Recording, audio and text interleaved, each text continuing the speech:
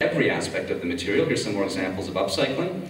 Then you have reuse with a different content. This is an example of our fertilizer line. If you look at the thing in the middle, right in the middle, that's a bird feeder. Here's how we make it. You take a soda bottle, you flip it, fill it with seed, put a base on it, and it's a bird feeder. #1 best-selling bird feeder in the US, by the way.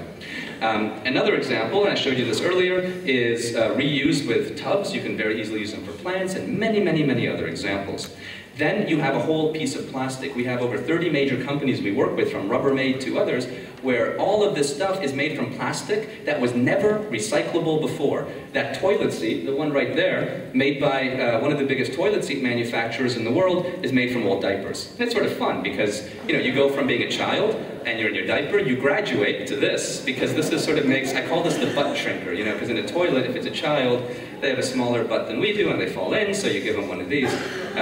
Funny thing, by the way, I was joking about this with our team in Israel yesterday, is when we work with both Pampers, Procter & Gamble, and Kimberly-Clark with Huggies, they show us what they call the diaper curve. And so if you're, this is sort of a funny thing, if you look at the bottom of the diaper curve as no use of diapers. I don't use diapers today, so I'm 0. But if you look at your whole life, your use starts very high when you're born, and then over time, your use goes down, it stops, and then when you get older, the use comes right back up. So this funny diaper curve that occurs, anyway, diaper industry. Even things like plastic lumber. So for example, with Old Navy and the Gap, in a couple of countries, we're collecting shoes and turning them into playgrounds. And what we always try to do with companies is encourage what we call cradle-to-cradle solutions. Cradle-to-cradle means you take from the input right back, so you take the output and put it right back into the same input. The pen example, the Sanford or Rubbermaid owns Sanford, we collect millions and millions of pens. With them we do it in Canada, the UK, and the US, and with BIC is our partner in Western Europe. We give exclusivity in categories because of the benefits, so that's why we have 2 different partners. But in the US, all the pens that are collected are turned into new pens with the same company. Give you a secondary cradle-to-cradle idea. This is in the UK. We collect Tassimo coffee cartridges. These are the cartridges that have coffee, plastic, and an aluminum top. So what we do is we shred, we separate the coffee, compost it, we take the plastic, we work with Bosch, who is the coffee machine maker, and they use the plastic to make the coffee machine. So again, same system. And then tertiary cradle-to-cradle is where, for example, with Pepsi in Brazil, we take potato chip bags and make their displays, or with candy wrappers, with Mars, make plastic pallets. So here's the point. If you can separate, which I hope you can see now that we can, and if you can collect very large volumes, which again I hope you can see that we can, 100% of everything can be converted. And when we go to questions, please ask any type of garbage and I'll tell you exactly how it's converted. So here's what happens. Basically, the system before we come in is there's garbage and there's recyclable and non-recyclable. With recyclable, especially when you bring in laws that you're bringing in now, like the packaging law, which is really going to stimulate the rate of recycling. I truly applaud you for that because that's going to really make a big difference here. Recycling, you recycle, so this, no problem, you put it, you recycle it, comes back and back and back, and it's beautiful. The problem is on non-recyclable. So when there is non-recyclable waste, it goes to one of 2 places, landfill or is burned for energy. It's the only 2 places it goes. So when TerraCycle comes in, we work with big companies, we create these collection programs, and the material that we collect, and only really focusing on non-recyclable, is either recycled or upcycled, and then when you're done with those products, you can put them back in the collection and they go around and around, just like recycling. And that, ladies and gentlemen, is how you eliminate the idea of waste. Thank you.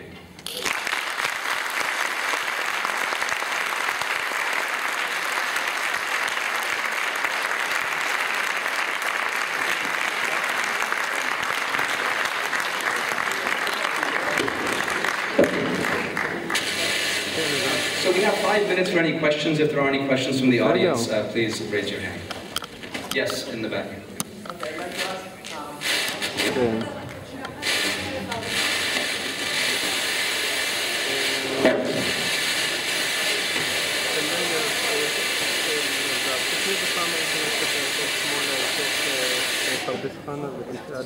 You can just ask my question is how big does it have to be at day 1? All that you retrace, what do you do in Israel? So day 1, it's always very, very small. I'm just going to show you what I mean by this. And I'll tell you how we enter into a country.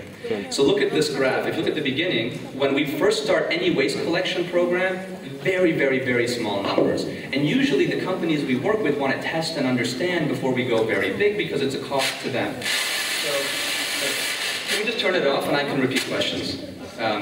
So basically, we're right now in Israel. We've been here for 6 months, and we're speaking with all the big brands that are here in Israel, all the large companies, and saying, hey, would you be interested in helping us create a collection program for your type of waste? Let's say, sorry, please just turn it off. Thank you.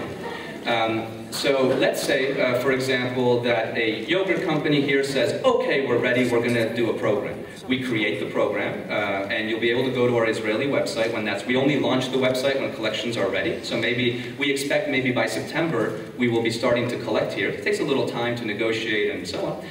Then people start collecting. In the first month, 0. Second month, 0. Third month, maybe a few thousand pieces of garbage come in, and then it goes like this. What we do is we have a warehouse in each country where we hold the material up until we achieve a critical mass of material.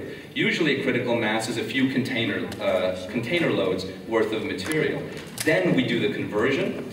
We always try to do the conversion in the country if possible, but sometimes the technology does not exist to convert in the country, because some of these conversions are very complicated conversions.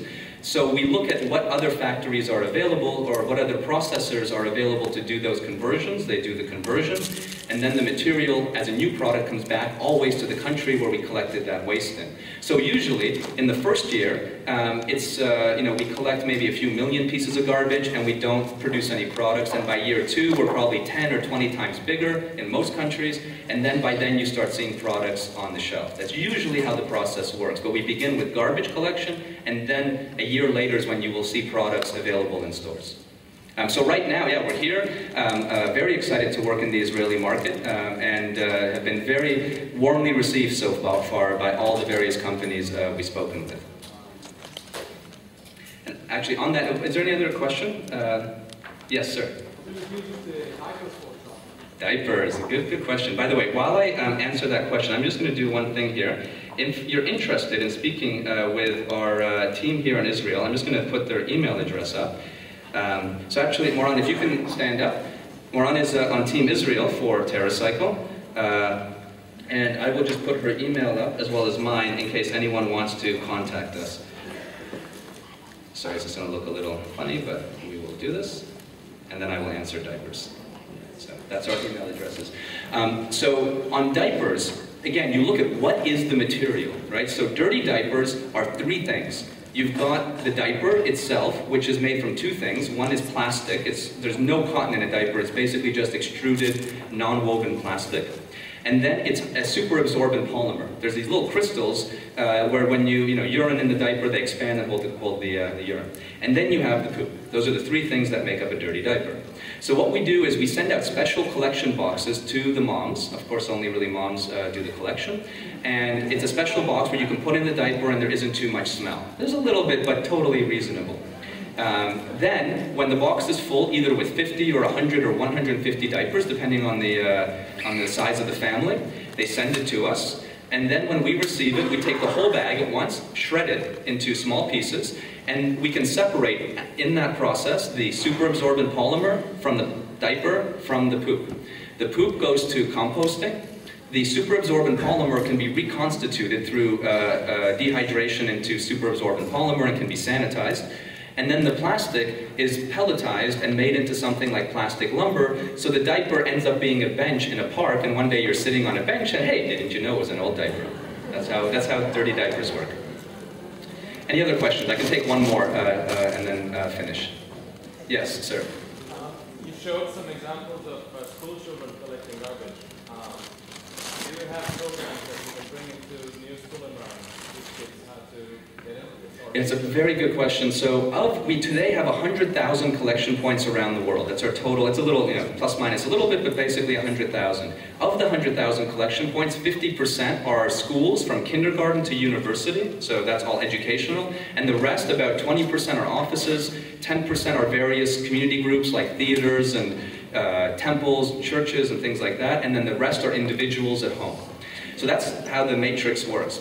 Now, in each of these areas, we provide free shipping, the donation, and so on, but especially with schools, we provide for free all the support material, posters and different things, and as well, we've developed curriculums. They don't mention TerraCycle, they don't mention any of our partners, but they talk about recycling, how you think about materials differently, and you can download them for free on our website. And it's intended because many, many teachers have been using the system to teach the idea of garbage to their students, and this way it's another tool that the teachers can use. And we have a department that just focuses on how can we make the experience for schools even better from an educational perspective, because honestly, if you look at the demographics and who cares about the environment, the worst people are men over 30, they don't care really too much. I'm generalizing, of course. Then you have women. Usually the people who care in the female sector are women 30 and over who have had children. That's from an adult perspective, who usually cares more about the environment. But who cares the absolute most are kids. Crazy how much kids care compared to how much we care. And I think it's because, they grew up when green was talked about. Green hasn't been talked about like this. Like, this is the first reuse conference here in Israel. 10 years ago, this wouldn't happen. But now when kids are growing up, they see this over and over and they care like crazy. So we really want to make sure that they feel very good about it, that they're educated, so that when they become our age, they still do this and they still care and they still help do this type of program. So I know I'm out of time. I want to really thank you for your time. I'll be here all day, so I'd love to talk to anyone who's interested. But